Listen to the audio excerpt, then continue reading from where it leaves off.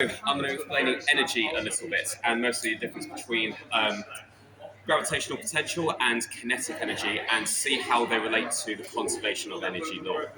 If you notice what I've got here, I've got a quite hefty mass, which is going to be able to swing freely on quite a big pendulum that we've got here. And what's happening is, as I move this mass slightly to one side, I'm giving it gravitational potential energy by lifting it just a little bit off the ground.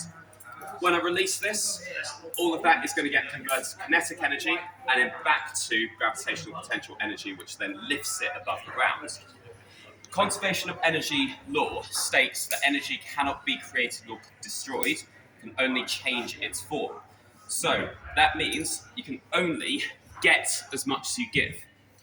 Where this gets really cool is when you demonstrate it. Now, what I'm going to do is I'm going to lift this right up to where my chin is.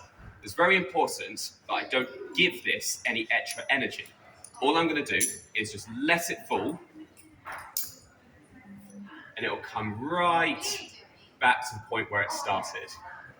It's a very fun thing to do. But what's important is that you don't give it any extra energy. I'm going to show you what happens when I do that. If I push as far as I can, I know that if I'd been standing there at the point where it came back, my head would have been knocked quite an uncomfortable amount.